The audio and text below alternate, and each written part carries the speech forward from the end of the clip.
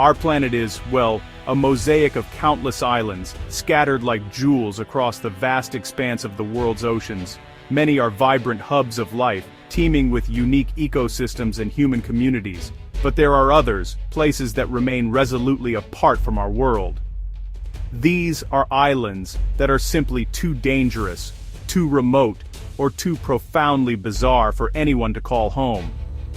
They are fragments of land where the forces of nature, be it the fury of a volcano, the desolation of isolation, or the lingering shadow of our own past actions, have rendered them inhospitable. These are the Earth's forbidden territories, where survival is a constant, unwinnable battle. Today, we embark on a journey to the fringes of the inhabitable world, to explore landscapes that defy human settlement. We will venture to shores that have witnessed cataclysmic births and witnessed the hasty retreat of all who dared to stay. These are not just empty spaces on a map. They are living stories of nature's formidable power and humanity's fleeting presence. They are reminders that not every corner of this earth is meant for us, that some places are destined to remain wild, untamed, and profoundly alone, holding secrets that we can only ever observe from a safe distance. Join me as we explore 5 of the strangest islands that no one lives on. Forgotten worlds where humanity has been driven away. We will peel back the layers of history, geology, and myth that shroud these enigmatic places. From the fiery heart of a newborn volcano to the icy grip of the Antarctic, we will discover why these islands, despite their strange allure, are destined to remain solitary, silent monuments to the untamable spirit of our planet, forever beyond our grasp. Our journey begins in the Bismarck Sea, off the coast of Papua New Guinea. Here, in a region known for its immense tectonic activity, lies a testament to the raw, creative power of our planet. This is Vulcan Island. It is not an ancient landmass, worn down by millennia of wind and rain. Instead, it is a geological infant, a place that burst forth from the sea within living memory, a dramatic and violent birth that reshaped the very coastline and the lives of all who witnessed it. Before 1937, this place was nothing more than a submerged shoal, a hidden danger beneath the waves. But deep below, magma was stirring. On a fateful day in May, the sea began to boil, and with an explosive roar, a new island was born. Ash and rock were hurled miles into the sky, a colossal plume that blotted out the sun. In just a few days of relentless eruption, Vulcan Island rose from the depths, a steaming sterile cone of black volcanic debris, a stark and sudden addition to the world's geography. The eruption was a catastrophe for the nearby town of Rabaul. A pyroclastic flow, a superheated cloud of gas and ash, swept across the water, devastating the settlement and claiming hundreds of lives. Those who survived fled, leaving behind a ghost town smothered in a thick blanket of gray ash. Vulcan Island, in its very creation, had announced itself as a force of immense destruction, a place inherently hostile to human life, born from the very fires that had driven people from their homes. In the years that followed, nature made a tentative attempt to colonize this new land. Hardy pioneer plants began to take root in the cooling ash, their green shoots a fragile promise of life on the barren slopes. For a time, it seemed as though the volcano might slumber, allowing a new ecosystem to slowly and painstakingly establish itself. The island became a curious landmark, a permanent smoking reminder of the 1937 disaster, its slopes a silent gray monument. But the peace was deceptive. Vulcan is not a dormant relic, it is merely resting. The same tectonic forces that created it are still very much active. The island is part of the Rabaul caldera, one of the most active and dangerous volcanic complexes on Earth. The ground still trembles, and steam vents hiss, releasing sulfurous gases from the simmering magma chamber that lies not far beneath the surface, a constant ominous breath from the world below. This ongoing threat makes any thought of permanent settlement utterly impossible. To live on Vulcan Island would be to live with the constant, terrifying knowledge that at any moment the ground beneath your feet could once again explode. It is a place held in a perpetual state of emergency, a geological time bomb, Scientists monitor it relentlessly, using seismometers and GPS sensors to watch for the subtlest signs of another eruption, the slightest swelling of the ground. The landscape today is an eerie, almost lunar panorama. The slopes are a stark mix of black volcanic rock and patches of resilient, scrubby vegetation. There are no paths, no structures, no signs of human life, save for the scientific instruments that stand as lonely sentinels. The air is often thick with the smell of sulfur, a pungent reminder of the molten heart of the island. It is a profoundly unwelcoming environment, sculpted by fire and defined by danger. Walking on its shores, one feels a sense of profound unease. The silence is heavy, broken only by the cry of a seabird or the whisper of wind across the ash fields. It feels like a world still in the process of being made, raw and unfinished. The ground itself seems to hum with a latent energy, a sleeping power that commands respect and fear. This is not a place for us. It belongs entirely to the deep, geological forces that created it. Vulcan Island serves as our first, stark example of a place where humanity has been decisively pushed back. Its very existence is a warning. It is a powerful living demonstration that the ground we stand on is not always solid and permanent. Here, the earth is still violent, volatile, and utterly indifferent to human ambition. It is a forgotten world by necessity, a land that will forever be ruled by fire. We travel now far across the Pacific to a place defined not by fire, but by an almost unimaginable isolation. Over 1,000 kilometers from the nearest coastline of Mexico lies a tiny ring-shaped atoll, a French territory lost in the vast blue emptiness of the ocean. This is Clipperton Island. From the air it might look like a tropical paradise, a perfect circle of coral sand enclosing a tranquil lagoon. But this idyllic appearance masks a grim and deadly reality. Clipperton is one of the most remote places on Earth. For centuries, it was a mere phantom on nautical charts, a place sailors struggled to find and were quick to leave. Its isolation is profound. There are no neighboring islands, no shipping lanes that pass nearby. To be stranded here is to be truly, utterly alone, with no realistic hope of rescue. This extreme remoteness is the first and most formidable barrier to any form of human habitation. The island's history is a repeating story of failed ambition. In the early 20th century, a British company attempted to establish a guano mining operation, harvesting the rich phosphate deposits left by millennia of seabirds. A small settlement was built, and workers were brought in, along with a lighthouse keeper and his family. They were meant to be resupplied regularly from Mexico, a fragile lifeline connecting them to the outside world. But then came the Mexican Revolution. The supply ships stopped coming. The small community on Clipperton was forgotten, abandoned to its fate. What followed was a harrowing tale of starvation, disease, and madness.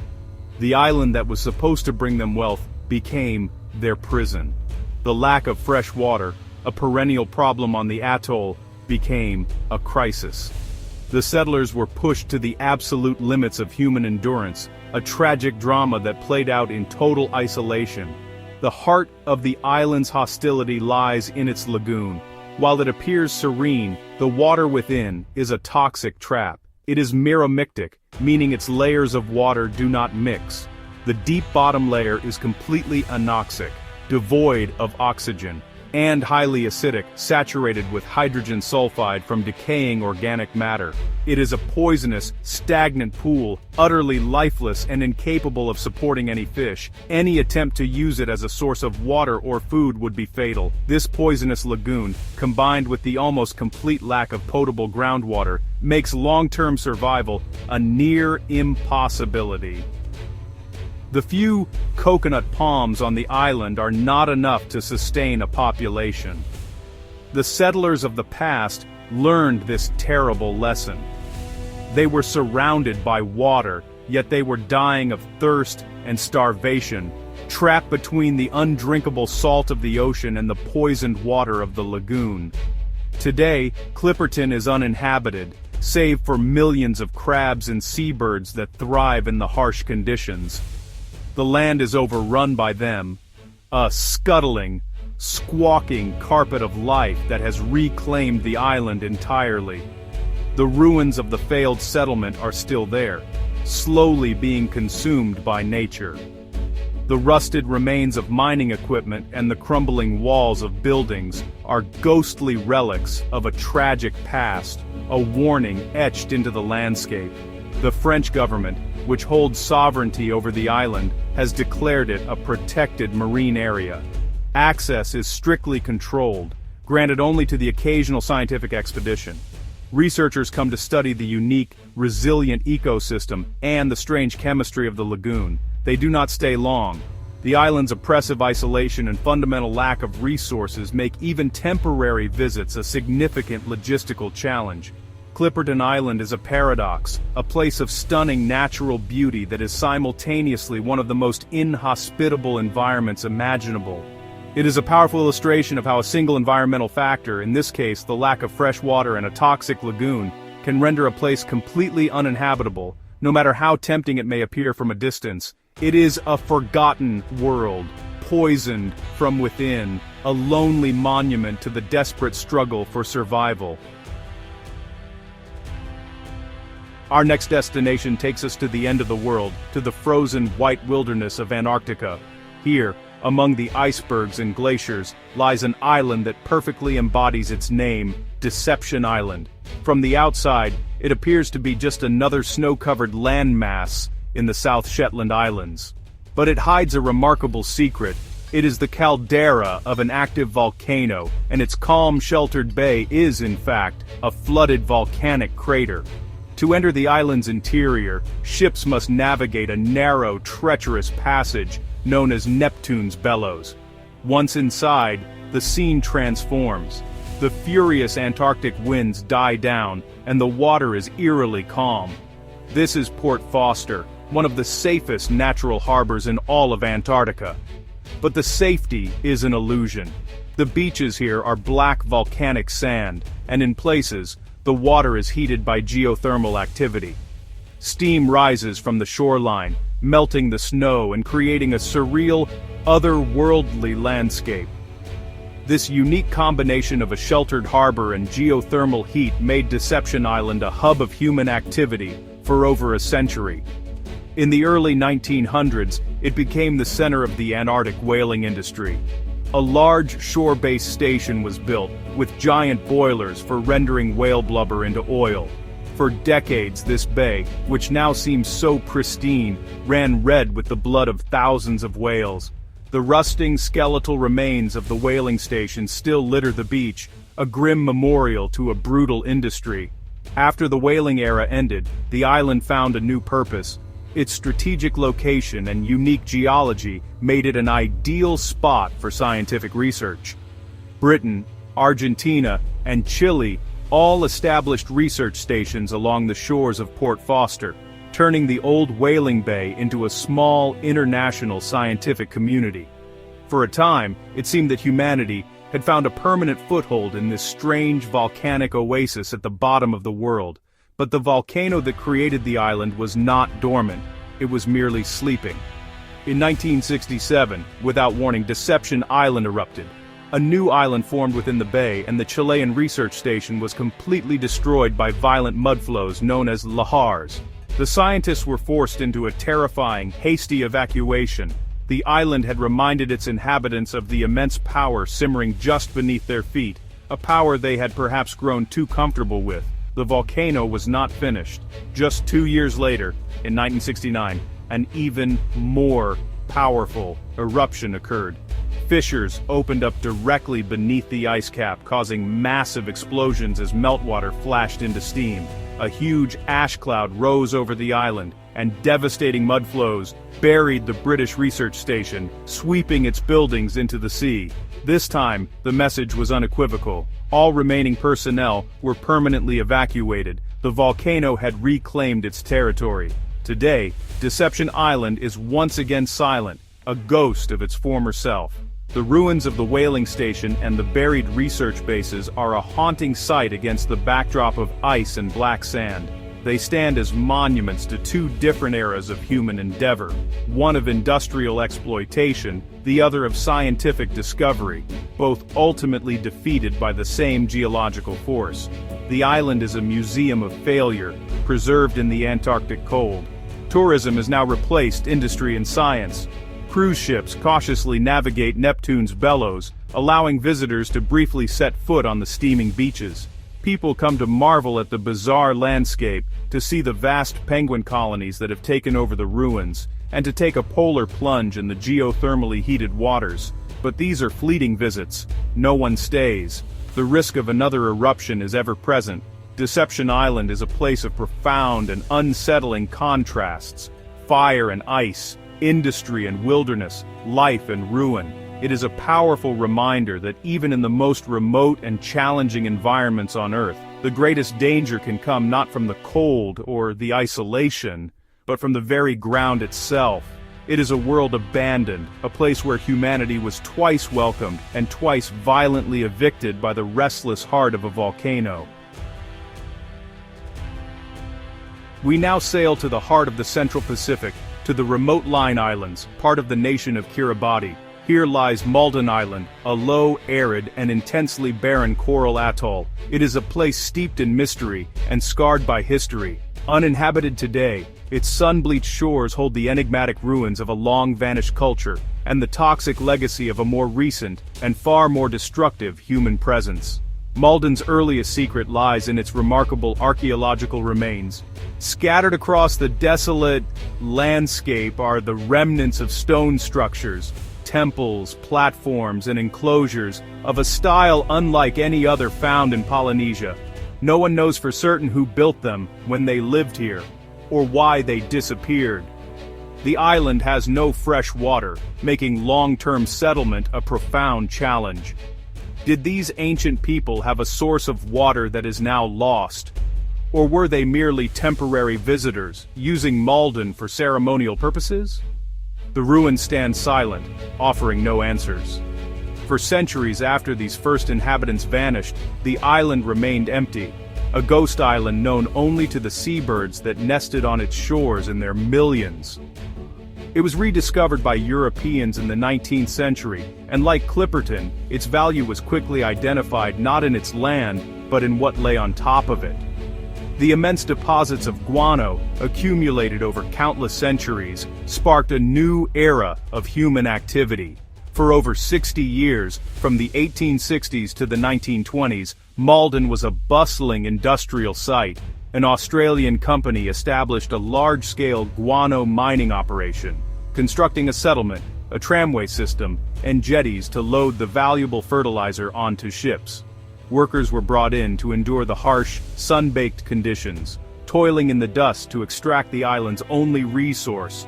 But once the guano was depleted, the island's economic value vanished. The company packed up, and Malden was abandoned once again. The island fell silent for several decades, its tram lines rusting and its buildings crumbling under the relentless equatorial sun. But its isolation, once a commercial challenge, would soon become its most sought-after feature. In the 1950s, at the height of the Cold War, the United Kingdom chose Malden Island as a forward operating base and instrumentation site for its first thermonuclear bomb tests, codenamed Operation Grapple. While the bombs were detonated high above the nearby Christmas Island, Malden played a crucial role. An airfield was built, and the island was populated with scientific equipment and personnel to measure the awesome power of the blasts. The island that had once hosted ancient rituals and industrial mining was now a frontline witness to humanity's most destructive capability. It became a landscape tainted by the invisible poison of radioactive fallout. After the tests concluded in the late 1950s, Malden was abandoned for the third and final time. The scientific outposts were left to decay alongside the guano miners' tramways and the ancient Polynesian temples. The island became a strange, layered archaeological site, a place where different eras of human ambition lay in ruins, one on top of the other, each one a story of arrival, exploitation, and eventual departure. Today, Malden Island is a protected wildlife sanctuary, its fate now legally bound to the preservation of its seabird colonies. It is strictly off-limits to visitors without special permission. The risk of residual radiation, combined with its profound lack of resources and unforgiving climate, ensures it will remain uninhabited. The airfield is slowly being reclaimed by scrub, and the ruins of its multiple past lives are gradually eroding into dust.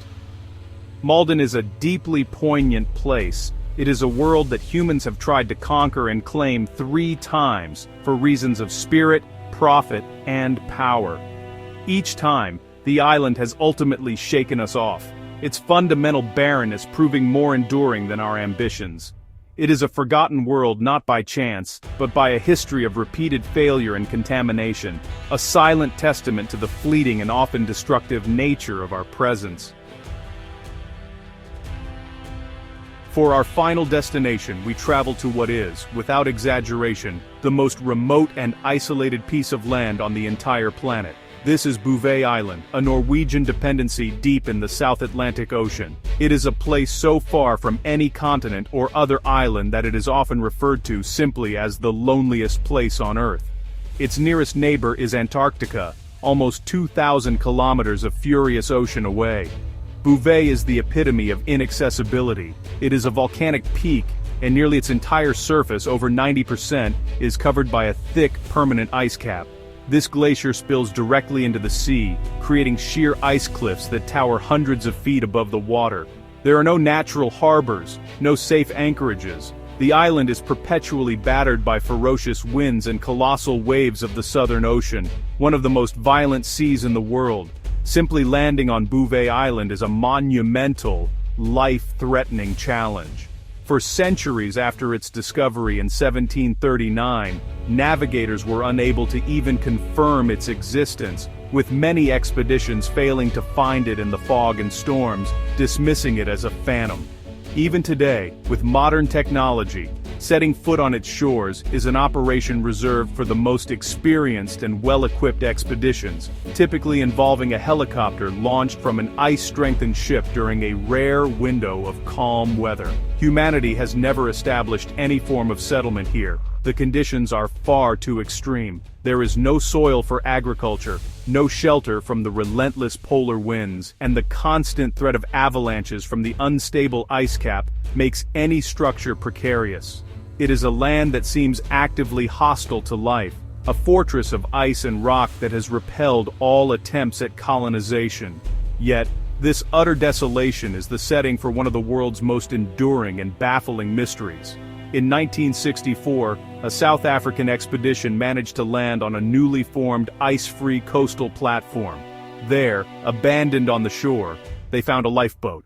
It was seaworthy, but there were no signs of its occupants, no wreckage of a parent ship, and no other human artifacts anywhere on the island. How did it get there? And what became of the people who were in it? The mystery has never been solved. A subsequent expedition 2 years later found that the lifeboat had vanished, likely claimed by the same violent seas that brought it there. The empty boat on the shore of the world's loneliest island remains a chilling, inexplicable footnote in the history of exploration, a ghost story without an ending, adding another layer of profound strangeness to this already otherworldly place. Today, Bouvet Island and its surrounding waters are a protected nature reserve. Its very inaccessibility is its greatest defense. It is a pristine, untouched polar ecosystem, a vital breeding ground for seals and penguins, including a large colony of macaroni penguins. Life here has adapted to the absolute extreme, thriving in a way that humans never could. The island belongs to them. The only sign of a human presence is a small automated weather station, a lonely beacon that transmits data back to civilization. It stands as a testament to our desire to understand even the most remote corners of our world, but it also underscores our inability to conquer them. We can observe Bouvet from afar, we can study its climate, but we cannot live there. Bouvet Island is the ultimate forgotten world. It is forgotten not because we left, but because we could never truly arrive. It is a stark, frozen monument to the absolute limits of human endurance and reach. It sits alone in the vast southern ocean, shrouded in mist and mystery, a permanent and powerful symbol of a part of our planet that will, in all likelihood, forever remain beyond us. From the fiery birth of Vulcan Island to the frozen isolation of Bouvet, we have journeyed to the Earth's empty quarters. These are not just vacant spots on the globe, they are powerful narratives. They speak of places where humanity's grasp was fleeting, where our settlements crumbled under the immense and persistent forces of nature. The abandoned whaling stations, the buried research bases, and the rusting relics of industry all tell the same story. The Earth has a remarkable and sometimes violent capacity to reclaim what was once ours. These islands are living proof that our dominion over the planet is not absolute, that there are frontiers we simply cannot tame. These strange and lonely worlds serve as profound reminders of our place within the natural order. They show us that for all our technology and ambition, we are still subject to the fundamental rules of the environment. A lack of water, a restless volcano, or simply the tyranny of distance can be an insurmountable obstacle. The ruins we leave behind are not just monuments to failure, but also to a certain kind of wisdom.